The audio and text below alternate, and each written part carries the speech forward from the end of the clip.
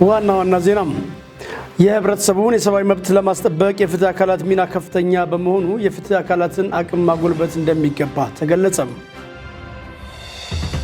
የሲአርኤፍኤል እና ሬድ ፕላስ ፕሮጀክቶች ውህደት በባለሙያዎች ዘንድ የክህሎት የእውቀትና የቴክኖሎጂ ሽግግርን የሚፈጥር መሆኑን ተገለጸ። ዋቻ ከተማ አስተዳደር ገቢዎች ጽሕፈት ቤት ደረሰኝ በማይቆርጡና የመንግስትን ታክስ ያጭበረበሩ 12 ነጋዴዎች ላይ እርምጃ መውሰዱን አስታወቀ። ጠቅላይ ሚኒስትር አብይ አህመድ ከህዝብና የግል ሚዲያዎች ከተውጣጡ ባለሙያዎች ጋር ተወያይተዋል የሚሉት ይገኙበታል። ሰላም ጤና ይስጥልኝ ክቡራትና ክቡራን ተመልካቾቻችን፣ ከክፋ ቴሌቪዥን የሰዓቱን ዜና ይዘን ቀርበናል። ዜናዎቹን እየመራው ፍጹም ተሾመ ከእናንተ ጋር ቆይታ አደርጋለሁ።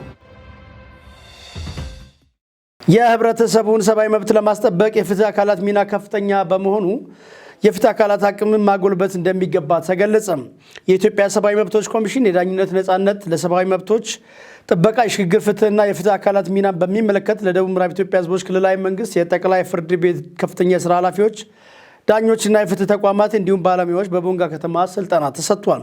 ሰለሞን ተሰማ ያዘጋጀውን ብሩክታይት ብርሃኑ እንደሚከተሉት አቀርበዋለች። የመክፈቻ ንግግር ያደረጉት የክልሉ ጠቅላይ ፍርድ ቤት ፕሬዝዳንት አቶ ቆጭቶ ገብረ ማርያም ክልሉ ከተቋቋመበት ጊዜ አንስቶ በዜጎች የሰብአዊ መብቶች ዙሪያ ብዙ ስራዎች ሲሰሩ መቆየታቸውን ገልጸው በዚህም ህብረተሰቡ በተለያዩ መንገዶች የሰብአዊ መብቱ እንዲጠበቅ የማድረግ ስራ እንደተሰራም ተናግረዋል። በሰብአዊ መብቶች አያያዝ ዙሪያ በተሰሩ ስራዎች ህብረተሰቡ ከመቼውም ጊዜ በበለጠ ተጠቃሚ እየሆነ መምጣቱን አቶ ቆጭቶ ገልጸዋል።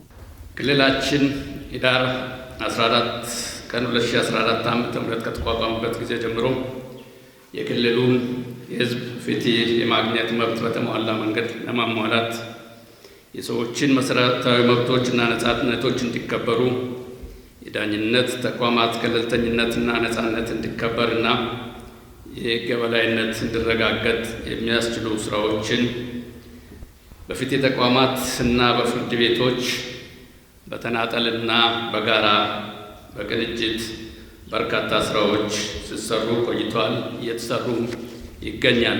ሰብአዊና ዲሞክራሲያዊ መብቶች ነጻነቶች አፈጻጸምን በሚመለከት የትኛውም ህገ መንግስትም ሆነ ፌደራል ህጎችም ሆነ ክልል ህጎች ከዚህ በፊት ያልነበረው እነዚህ ነጻነቶች በማስከበር እና በማክበር ረገድ የተጣሱ ጉዳዮች ሲኖሩ የመኖር መብት፣ የአካል ደህንነት፣ ነጻነት መብት፣ ከሰብአዊ መብት አያያዝና የመጠበቅ መብትና ንብረት መብትን የማክበር ወይም ማስከበር ኃላፊነት ባለመወጣቱ ለሚደርሰው ጉዳት መንግስት ተገቢውን ካሳ ሊከፍል እንደሚችል በህገ መንግስት መደንገጉ፣ እንደዚሁም ይህንን ለመከላከል ከዚህ በፊት በፍርድ ቤቶችና በሌሎች ተቋማት ላይ ጥገኛ ሆኖ የነበረውን የተከላካይ ጠበቃ ራሱን የቻለ ህገ መንግስታዊ ተቋም ሆኖ እንዲደራጅና ለክልሉ ምክር ቤት ተጠሪ እንዲሆን ክልሉ ህገ መንግስት ያደራጀ መሆኑ እነዚህ የሚጠቀሱ ናቸው።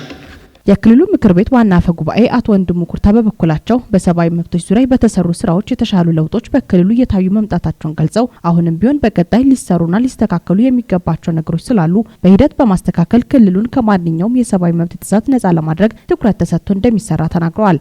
እንግዲህ ሰው ሰብአዊ መብቱ እንዴት ነው የሚጠበቀው? በፖሊስ ጣቢያ፣ በማረሚያ ቤት ከህግ አንጻር የሰው ሰብአዊ መብት እንዴት ይጠበቃል የሚለው እንደተጠበቀው ነው። እናንተም እኛም በጋራ ደግሞ ወደዛ አካባቢ ላይ ሱፐርቫይዝ ስናደርግ የምናገኛቸው ከህግ ውጭ የሆኑ ነገሮችን እያረምን የመጣንበት ሁኔታዎች አሉ። እንግዲህ በህግ ቋንቋ አንድ ሰው ከተያዘ ወንጀለኛ አይደለም ነው የምትሉት እናንተ። እኛም ይሄን ነው የምንቀበለው። ተመስክሮበት ወደ ወህኒ ቤት ወንጀለኛ ሆኖ እስከሚወርድ ድረስ ተጠርጣሪ ሆኖ ነው የሚቆየው። ግን እስከዛ ድረስ ሰዎች የሰብአዊ መብታቸው መጠበቅ እንዳለበት ህግም ያስቀምጣል። ግን አንዳንድ በተለይ አርሶ አደር አካባቢ ላይም በየፖሊስ ጣቢያዎች ስንሄድ የምናገኛቸው ለምሳሌ እዛ አካባቢ ለማረፍ ካለባቸው በላይ ከ48 ሰዓት በላይ 3 ቀን 4 ቀን ሳምንት የሚቆዩ ሰዎች ላይ በጋራ እያየን ግብረ መልስ የሰጠን በመጣንበት ሁኔታና በርካታ መሻሻሎች በክልላችን ውስጥ መጥተዋል። በስድስቱም ዞን ማለት ነው። የኢትዮጵያ ሰብአዊ መብቶች ኮሚሽን ዋና ኮሚሽነር አቶ ብርሃኑ አዲሎ በበኩላቸው ስልጠናውን በተመለከተ የሚከተለውን ብለዋል። ከዳኝነት ነጻነት አንጻር ይህ ስልጠና ሰፊ ገለጻዎች የሚደረጉበት በአብዛኛው ነጥቦች ጋር ላይ የሰብአዊ መብት ኮሚሽን ጋር መግባባት የምንደርስበት ወደፊት የስራ አቅጣጫችን በደንብ የሚያመላክት እንዲሆን ተደርጎ የተዘጋጀ ነው። እንደምታውቁት በአንዳንድ አካባቢዎች የዳኝነት ነጻነት አደጋ ላይ በመውደቁ ትልቅ ፈተና ገጥሞን ነበር። እነዚህን ለማስተካከል ኮሚሽኑ ሰፊ ጥረቶችን ሲያደርግ ቆይቷል። በተለይ በአማራ ክልል ጥሩ የሚባል ለውጥ ማምጣት ተችሏል። በኦሮሚያም ተከታታይ ስራዎች እየሰራን እንገኛለን። ስለዚህ በዚህ ስልጠና ላይ ሰፊ ግንዛቤ እንዲጨብጡ ይደረጋል። ይህ ስልጠና በባህሪው ትኩረት እንድትሰጡ የምንፈልገው የአሰልጣኞች ስልጠና አይነት ባህሪ ነው ያለው። ግለሰቦች ሰልጥነው ለራሳቸው ብቻ ይዘው የሚቀሩት ሳይሆን ሰፊ ስልጠና ታች ወርዶ እንደሚሰጡ ታሳቢ የተደረገ ስልጠና ነው። በማስከተልም የሰብአዊ መብቶችን ከማስጠበቅ አኳያ የፍትህ አካላት ሚና ምን መሆን እንዳለበት የዳኝነት ነጻነትና ምንነት በሚሉትና በሌሎች ላይ የስልጠና ሰነድ በሰፊው የቀረበ ሲሆን የስልጠናው ተካፋዮችን በቀረበላቸው ሰነድ ላይ ሀሳብ አስተያየታቸውን የሰጡ ሲሆን ለቀረበላቸው ሀሳብ አስተያየትም የመድረኩ መሪዎችና ጉዳይ የሚመለከታቸው አካላት ምላሻቸውን ሰጥተዋል። የስልጠናው ተካፋዮችም ከስልጠናው ብዙ ግንዛቤ እንዳገኙ ተናግረዋል። በብዛት የሚታወቀው ፍርድ ቤቶች ህገ መንግስትን የማይነኩ ነበር የሚመስለው። በዚህ አጋጣሚ እኔም እንደውም ግንዛቤውን የበለጠ ለማስረጽ እናንተ ሚዲያ ስለሆናችሁ ፍርድ ቤት ህገ መንግስትን ማይነካ ህገ መንግስት የተነካካ ነገር ሁሉ ሲኖር ፌዴሬሽን መሄድ ነበር የሚመስለው። በእርግጥ የፌዴራል አዋጅ ቁጥር 123/4 ሲወጣም ይሄን በግልጽ ጽፎ መጥቷልና የስልጠናም ለዳኞች ይሄን ነው በግልጽ ያስገነዘቡ።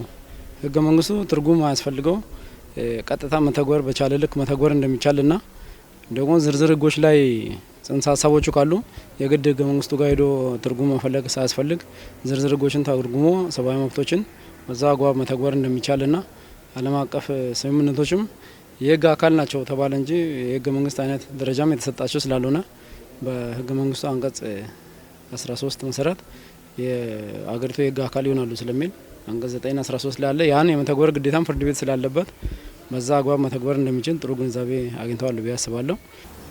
ሰው ሲፈጠር ሰው በመሆኑ የተነሳ ከየትኛውም ሰው ዘንድ ማግኘት የሚገባውን መብቱ ሊከበርለት የሚገባ መሆኑን ግልጽ ያወቅንበትና ያንዳንዱ በጋራ ካልሰራ ሰብአዊ መብት ማስከበር እንደማንችል መንግስት ላይ ብቻ ግዴታ መጣል ሳይሆን ያንዳንዱ ዜጋ የራሱ ግዴታ እንዳለበት ያየነበት ነው። ይህንን ስልጠና ማድረግ የተፈለገበትን ምክንያት የኢትዮጵያ ሰብአዊ መብቶች ኮሚሽን ዋና ኮሚሽነር አቶ ብርሃኑ አዴሎ እንዲህ ሲሉ ገልጸዋል። ዛሬ እንግዲህ የተሰጠው ስልጠና በዋነኝነት ከዳኝነት ነጻነትና የሰብአዊ መብት አጠባበቅ በሚለው ዙሪያና በሽግግር ፍትህ ስርዓቱ ላይ እንደ ሀገር የሚሰሩ ስራዎችን ለመወያየት ነው። ዋና ዓላማው በደቡብ ምዕራብ የሚገኙ ከሰብአዊ መብት ጋር ተያያዥ ስራዎችን የሚሰሩ እንደ ጠቅላይ ፍርድ ቤት፣ የክልሉ ፍትህ ቢሮ፣ ፖሊስ እና ፍትህና የጸጥታ መዋቅሮችን እና የማረሚያ ቤት ኃላፊዎችን በሰብአዊ መብት አጠባበቅና በዳኝነት ነጻነት አጠቃላይ በክልሉ ያለውን የሰብአዊ መብት አጠባበቅ ይዞታ በሚመለከት የተደረገ ውይይት ነው። ከስልጠናው በኋላ ከሰልጣኞች የሚጠበቀውን ውጤት የገለጹት ዋና ኮሚሽነር አቶ ብርሃኑ አዴሎ በመጨረሻም የሚከተለውን መልእክት አስተላልፈዋል። ዋነኛነት በክልሉ ያሉ የፍትህ የጸጥታ መዋቅሮች በሙሉ ለሰብአዊ መብት አጠባበቅ ልዩ ትኩረት መስጠት አለባቸው። ማንኛውም የሰብአዊ መብት ጥሰት ከተጠያቂነት ነጻ አያደርግም። ስለዚህ የሰብአዊ መብት ጥበቃውን አጠናክሮ እንዲቀጥሉ ምክር ሀሳብ እናቀርባለን። ክፍተቶች ሲፈጸሙ ደግሞ ቶሎ የማረምና የማስተካከል ስራ መሰራት አለበት። ይሄ ጉዳይ ላይ ተንጠልጥሎ የሚቀር ብቻ ሳይሆን ታች ማህበረሰቡ በቀበሌ ደረጃ ወርዶ የሚያስተምሩበት ግንዛቤ የሚያስጨብጡበትን ሁኔታ አጠናክረው እንዲቀጥሉ የሚል መልእክት ነው ያለኝ። በከፋ ዞን ጊምቦ ወረዳ የተለያዩ ቀበሌዎችን ከወረዳው ጋር የሚያገናኝ 25.6 ኪሎ ሜትር መንገድ በወረዳው መንግስትና ህብረተሰብ ድጋፍ ተሰርቶ ተመረቀም። አድማሱ ጴጥሮስ ያዘጋጀውን በምረቃ ላይ ተገኝቶ መልእክት ያስተላለፉት የወረዳ ዋና አስተዳዳሪ አቶ ትብብሩ አሰፋ የህዝቡን የመልካም አስተዳደርና የመሰረተ ልማት ጥያቄ ለመመለስ መጠነ ሰፊ ስራዎች እየተሰሩ እንደሚገኙና ከ150 ሺህ በላይ ነዋሪዎች ያሉበት ወረዳ በመሆኑ የማህበረሰብ ተሳትፎን በማከል ጥራቱን የጠበቀ የመንገድ መሰረተ ልማት በማከናወን ላይ እንደሚገኝ ተናግሮ ድጋፉን ያደረጉ አካላትን አመስግነዋል። ወረዳችን በከፋ ዞን ካሉት 17 መዋቅሮች አንዱ ሲሆን በ30 የገጠር ቀበሌ በ5 ማዘጋጃ ቤቶች ከ150 ሺህ ህዝብ በላይ የሚያስተዳድር ወረዳ ነው። ከለውጡ ወዲህ በፓርቲያችን የተቀመጠ መርህ አለ። ሁለንተናዊ ብልጽግና የሚል መሪ ቃል በመያዝ ከመንግስት ብቻ ከዚህ በፊት ሲጠበቅ የነበረውን የልማት ጥያቄ በሁሉም ዘርፍ ህብረተሰብን በማስተባበር የመልካም አስተዳደርና የመሰረተ ልማት ችግሮችን በመፍታት በለውጡ ጎዳና ላይ የሚገኝ ወረዳ ነው። የማህበረሰቡን የመሰረተ ልማት ፍላጎት ለማሟላት በተለይም በመንገድ ልማት አርሶ አደሩ ያመረተው ምርት በአግባቡ ገበያ ለማድረስ የጤና ችግር ሲገጥሞ በፍጥነት ጤና ተቋም ለመድረስና ማህበራዊ መስተጋብሩን በዘመነ የትራንስፖርት አገልግሎት ተጠቃሚ እንዲሆን መንግስት ትኩረት ሰጥቶ እየሰራ ይገኛል። በወረዳችን የመንገድ መሰረተ ልማት ወረዳን ቀበሌን ከቀበሌ ከማገናኘት አልፎ የማህበረሰባችን ተሳትፎን ከወትሮ በተለየ መልኩ ከፍ በማድረግ ልማት ቡድንን ከቀበሌና ከልማት ቡድን ጋር በማገናኘት ስራ በብዛትና በጥራት በመሰራት ላይ ይገኛል። በአጭር ጊዜ ውስጥ በተደረገው የለውጥ አስተሳሰብን በመቀበል የመንገድ ልማት አብዮት በወረዳችን እንዲከፈት በገንዘብም በሀሳብም ከልማቱ ጎን የሆናችሁ የወረዳችን ማህበረሰብና የተባበረን የዞንና የተለያዩ አካላት በወረዳው መንግስትና በራሴ ስም ልባዊ ምስጋናዬን አቀርባለሁ። መንገድ ለሀገር እድገት ወሳኝ መሆኑ የተናገሩት ዋና አስተዳዳሪው በወረዳ ደረጃ 43.36 ኪሎ ሜትር ለማከናወን ታቅዶ 48 ኪሎ ሜትር መሳካቱ እና የመንገድ ሽፋን 98.5 በመቶ መድረሱን ተናግረው ሽፋን 98.5 በመቶ መድረሱ ተናግረው ለምረቃ የበቃውን መንገድ የክልል ገጠር መንገድ እንዲረከበው ማህበረሰቡ የተገነባ መንገዶችን በአግባቡ እንዲጠብቁ መልእክታቸውን አስተላልፈዋል። የከፋ ዞን ትራንስፖርትና መንገድ ልማት መምሪያ ኃላፊ አቶ ዘመዴ አንዳርጌ በበኩላቸው በ2017 በጀት ዓመት በዞኑ በህብረተሰብ ተሳትፎ በርካታ ሀብት ለመሰብሰብ ታቅዶ ከእቅድ በላይ መሳካቱንም ተናግረዋል። ጊምቦ ወረዳም ህብረተሰብን በማሳተፍ መንገድና የተለያዩ ትራክተሮችን ጥገናና ግንባታ ስራዎችን በመስራት በዞኑ ቀዳሚ አፈጻጸም ያለው መሆኑንም አስቀምጧል። ተጠናቀው የተመረቀ መንገድ በዚህ ዓመት እስካሁን 96.28 ኪሎ ሜትር ሲሆን በመንግስትና በህብረተሰብ ተሳትፎ ተገንብተውና ተጠግነው የተጠናቀቁ ገና የሚመረቅ ተጠናቆ ዝግጅት ላይ ያለው 3 ድልድይና 136.3 ኪሎ ሜትር መንገድ ከዚህ ውስጥ በመንገዶች ባለስልጣን ቦንጋ ዲስትሪክት ስር ያሉ አንድ ድልድይና 65.5 ኪሎ ሜትር መንገድ ናቸው። እንግዲህ ቀሪ 70.8 ኪሎ ሜትር መንገድና 2 ትላልቅ ድልድዮች በመንግስትና በዞኑ ህብረተሰብ ተሳትፎ ተገንብተው የተጠናቀቁ ናቸው። ዛሬ እዚህ በጊምቦ ወረዳ የምርቃት ፕሮግራም የምናካሄድበት ወረዳ ህብረተሰብን በማሳተፍ መንገድና የተለያዩ ስትራክቸሮችን ጥገናና ግንባታ ስራ የሚሰራ ለመንገድ ልማት ሀብት በማሰባሰብ በበጀት ዓመቱ በዞናችን ቀዳሚ አፈጻጸም ያለው ወረዳ ነው። አንዴ ለራሳችሁ ሞቅ ያለ ሞራል ልትሰጡ። ተገንብቶ የተመረቀው ጡላ ዳዲበን የዳዲበን ፍል ውሃ መዳረሻ መንገድ ግንባታ በወረዳና በህብረተሰብ ተሳትፎ ተጠግኖ አገልግሎት እየሰጠ ያለው ጡላ ዝንጋጅ መንገድ በዞንም ሆነ በክልል ደረጃ ተሞክሮ ሆኖ ዛሬ የሚመረቀውንም መንገድ የቆፈረ ግሬደር ማሽን የገዛ አርአያነት ያለው ወረዳ ነው። ስለዚህ አንዴ ለራሳችሁ ደግማችሁ ልታመሰግኑት ነው። እንግዲህ ከዚህ ዞን ግሬደር ግዢ ተሞክሮ በኋላ የክልሉ ትራንስፖርትና መንገድ ልማት ቢሮ ምክትል ኃላፊ ኢንጂነር ጌዲዮን እስጢፋኖስ በክልል ለአንድ ወረዳ አንድ መንገድ በሚል የተጀመረውን የመንገድ ግንባታ ተግባር እየተከናወነ እንደሚገኝም ተናግረዋል። የክልል ትራንስፖርትና መንገድ ልማት ቢሮ ምክትል ኃላፊ ኢንጂነር ጌዲዮን እስጢፋኖስ በክልሉ ለአንድ ወረዳ አንድ መንገድ በሚል የተጀመረውን የመንገድ ግንባታ ተግባር የከፋ ዞን በልዩ ትኩረት እየተተገበረ እንደሚገኝም ተናግረዋል። የጊምቦ ወረዳ ለመንገድ የሰጠው ትኩረት የሚመሰገን መሆኑንም ተናግረዋል። አንድ መንገድ ለአንድ ወረዳ የሚለውን እሳቤ የከፋ ዞን በተግባር እያሳየ ይገኛል። ከዚህም ጊምቦ ወረዳ ደግሞ በዋናነት ይህን እሳቤ ከአንድ መንገድ 3-4 መንገድ አድርጎ ከዚህ በፊት ይሰራውን የነበረውን ተሞክሮ በማስፋት ዘንድሮ ላይ የበፊት የነበረውን ተሞክሮ እንደገና እያሻሻለ ስላለ አንድ የጊምቦ ወረዳንም ምስጋና ብታቀርቡ። ከመንገድ ስራውን ባሻገር በማሽነሪ ግዢ ቀደም ሲል አንድ ግሬደር ገዝተዋል። አሁን ደግሞ ሌላ ተጨማሪ እሳቤ እንዳለና ህብረተሰቡን በዚህ ልክ ገንዘብ እያዋጣ እንዳለ መረጃ ደርሶናልና ይህንን ነገሮችን በማቀናጀት ህብረተሰቡን በማስተባበር የህብረተሰብ ተሳትፎ ስራዎች ላይ ልዩ ትኩረት በማድረግ እየተሰራ ያለ ስለሆነ አንዴ በድጋሚ የወረዳውን የከፋ ዞን ብልጽግና ፓርቲ ፖለቲካ ርዕዮተ ዓለም ዘርፍ ኃላፊና የዞኑ አስተዳዳሪ ተወካይ አቶ ታከለ ታምሩ በበኩላቸው ብልጽግና ፓርቲ የህዝቦችን የልማት ጥያቄ ለመመለስ የተፈጠረ ፓርቲ መሆኑንም ተናግረዋል። የግብርና ልማት ስራ ውጤታማ መሆኑን በጠቅሞ ምርቱ ወደ ገበያ ለማምጣት መንገዱ መገንባት ለአካባቢው ፋይዳ የጎላ ነው ብለዋል አቶ ታከለ ታምሩ። ህዝቡ የምን ጥያቄዎችን ነው የሚያነሱ የነበረው በምን ደረጃ በደረጃ የህዝብ ጥያቄዎችን ስንለይ መጥተናል።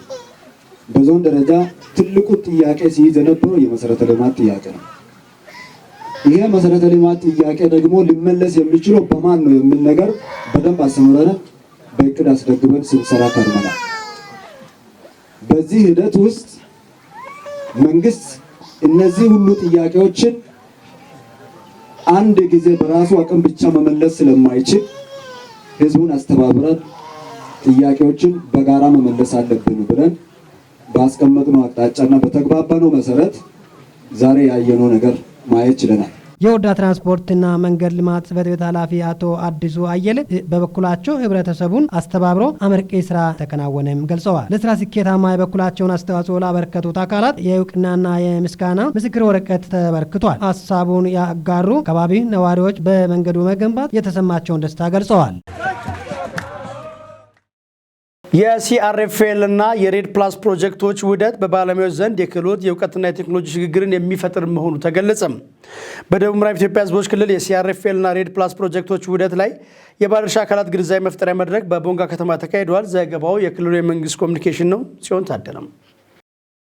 በመድረኩ የተገኙት የክልሉ ፋይናንስ ቢሮ ኃላፊ ወይዘሮ ወሰነች ቶማስ ሲአርኤፍኤል እና ሬድ ፕላስ ፕሮጀክቶች ከዓላማቸው አንጻር ለአየር ንብረት ለውጥ የማይበገር የአረንጓዴ ልማትን እውን ለማድረግ በሚደረገው ርብርብ እንዲሁም በሀገራችን በጠቅላይ ሚኒስትር ዶክተር አብይ አህመድ የተጀመሩ የአረንጓዴ አሻራ መርሃ ግብርን ከዳር ለማድረስ ያበረከቱ አስተዋጽኦ የጎላ መሆኑን ተናግረዋል።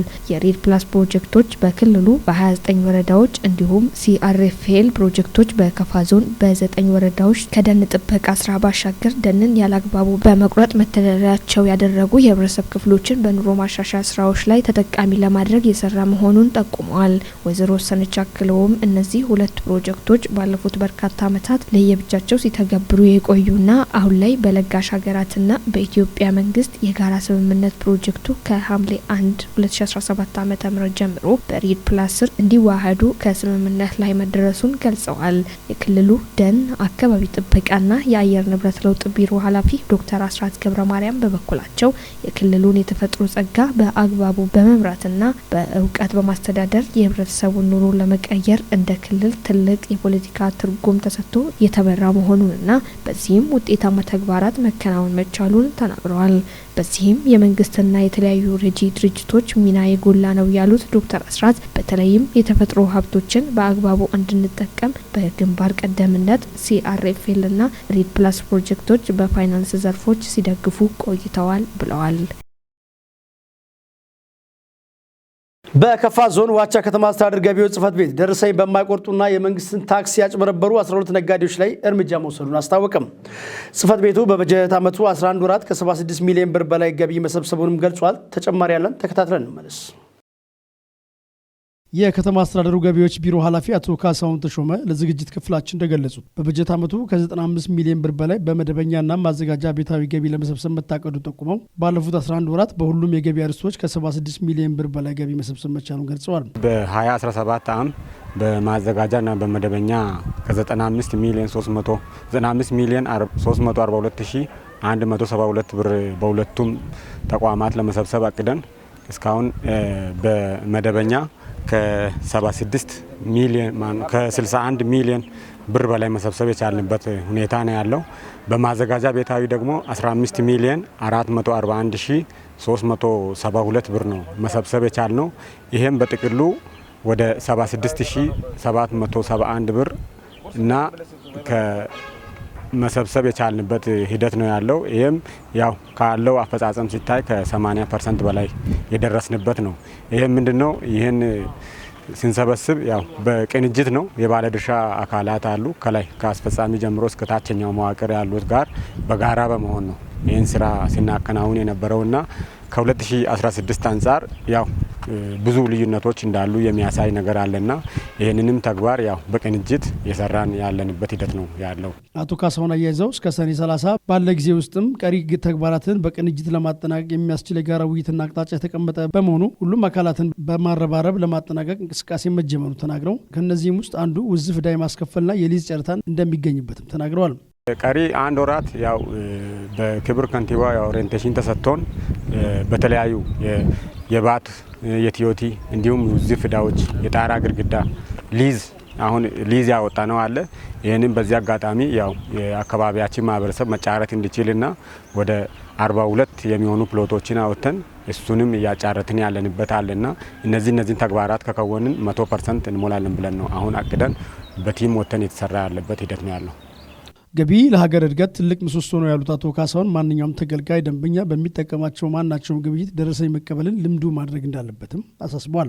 በሌላ ጎኑ ህብረተሰቡ ቲዮቲና ቫት የማይቆርጡ አካላት እንዲሁም ገቢን የሚሰውሩትን በማጋለጥ የዜግነት ግዴታውን እንዲወጣ በመጠየቅ በከተማ አስተዳደሩ 12 ነጋዴዎች ደረሰኝ ባለመቁረጥና የመንግስትን ታክስ ያጭበረበሩትን በመረጃ በማስደገፍ የእርምት እርምጃ በመውሰድ አስተዳደራዊ ቅጣት መቅጣቱን ጠቁመው ከ650 ሺህ ብር በላይ ወደ መንግስት ካዚናም ማስገባት መቻሉን አስረድተዋል። እንግዲህ በመጨረሻ እኔ ማስተላለፍ የሚፈልገው ያው ገቢ ሲሰበሰብ ለአንድ ከተማ መሰረተ ልማት የህብረተሰቡን ፍላጎት የምናሟላበት ስለሆነ ማንኛውም ሰው ከዚህ ከቲዮቲና ከባት ጋር ያለውን ነገር ደረሰኝ የማይቆርጡ ሲኖሩ ለኛ የጥቆማ የማድረስ ገቢ የሚያሸሹ ሰዎች ሲኖሩ ደግሞ ጥቆማ የማድረስና እነዚህን ተግባራት ህብረተሰቡም ከኛ ጎን ሆኖ በጋራ ብንሰራ ከተማችንን ማሻገር እንችላለን። ከነጋዴ ማህበረሰቦቻችን ላይ ያው የመንግስትን ታክስ በመሰወር ወደ 12 የሚሆኑ ነጋዴዎች ላይ ክትትልና ቁጥጥር አድርገን እርምጃ የወሰድንበት አለ። ይህንንም እርምጃ ስንወስድ ምንድነው ከ50 ሺህ ብር እስከ 100 ሺህ ብር ነው ቅጣት የቀጣ ነው። ከዚህም ቅጣት ከ650 ሺህ ብር በላይ ገቢ መንግስት ማግኘት የቻለበት ሂደት ነው ያለው። ይሄም ቅጣት ምንድነው ቀጣይነት ያለው ነው። ምክንያቱም ምንድነው ያው ደረሰኝ የማይሰጡ ሰዎች ላይ ይሄን ክትትልና ቁጥጥር ያደረግን በመመሪያውና በህጉ መሰረት እየቀጣን የምንሄድበት ነው የሚሆነውና ለዚህ ማህበረሰባችን ደረሰኝ የመውሰድ ልምዱን ማካበት መቻል አለበት። እንደዚህ ደረሰኝ የማይሰጡ ሰዎች ሲኖሩ ደግሞ ባስቀመጥነው ስልክ ለኛ እየደወለ ቢያሳውቀን የመንግስት ታክስ ከመሰወር ማዳን እንችላለን የሚል መልእክት ነው ማስተላለፍ የሚፈልገው። አካባቢውን ከተለያዩ ወንጀሎች የጸዳ ለማድረግ የህብረተሰቡ ሚና ከፍተኛ መሆኑ ተገለጸ። በገዋታ ወረዳ ዱማ ቀበሌ ለአካባቢ ሰላምና ጸጥታ ቅድሚያ ሰጥቶ በመስራት ከወንጀል የጸዳ ቀበሌ ሆኖ ተመርቋል። ዘገባው የገዋታ ወረዳ መንግስት ኮሚኒኬሽን ነው፣ እንደሚከተለው ይቀርባል። የገዋታ ወረዳ ፖሊስ አዛዥ ረዳት ኢንስፔክተር ዮሐንስ ለገሰ እንደገለጹት ዱማ ቀበሌ ይህንን መልካም አፈጻጸም አጠናክሮ መቀጠል እንዳለበትና ሌሎች ቀበሌዎች ከዚህ ተሞክሮ መውሰድ እንደሚገባቸውም ጠቁመዋል። በአንድ ሀገር ኢኮኖሚያዊ፣ ፖለቲካዊና ማህበራዊ እድገትን ለማምጣት የአካባቢው ማህበረሰብ ተናቦ መስራት እንደሚያስፈልግ፣ ወጣቶች አካባቢያቸውን ከተለያዩ ወንጀሎች ነፃ እንዲሆን የማድረግ ከፍተኛ ሚና እንዳላቸውም ተናግረዋል። ተወጋራሽ አባ መጫ የገዋታ ወረዳ ሰላምና ጸጥታ ሚሊሻ ጽሕፈት ቤት ኃላፊ በበኩላቸው የወንጀል ድርጊቶች ያለ ህብረተሰብ ብርቱ ተሳትፎ በፖሊስ አባላት ብቻ የሚሸፈን እንዳልሆነ በመግለጽ የዱማ ቀበሌ መዋቅርና ሌሎች ባለድርሻ አካላት ህብረተሰቡን በማስተባበር የተጠናከረ የወንጀል መከላከል ስራ መስራታቸው እንዲበቃ አድርጓል ሲሉ ተናግረዋል።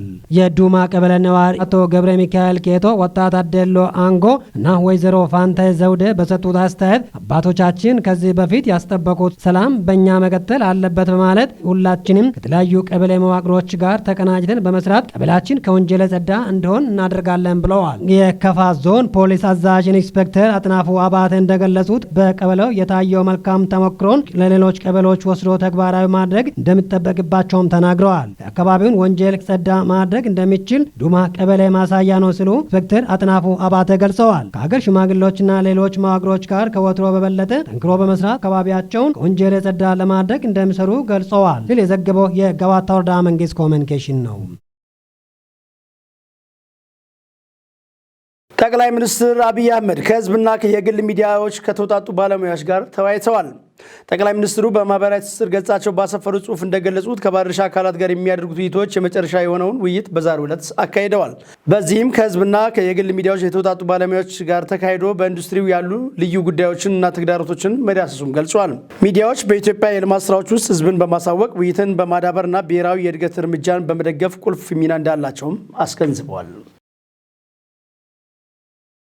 ክቡራትና ክቡራን ተመልካቾቻችን ለሰዓቱ ከክፋ ቴሌቪዥን ያሰናዳናቸው ዜናዎች ቀደም ሲል የተከታተላችኋቸውን ይመስሉ ነበር። ዜናዎቹን እየመራሁ ፍጹም ተሾመ ከእናንተ ጋር ቆይታ አድርጌያለሁኝ። ከቀሪ ክፋ ቴሌቪዥን ፕሮግራሞች ጋር ቆይታ እንድታደርጉ እየጋበዝኩ እኔ ኮዲ ተሰናበትኩ። ሰላም።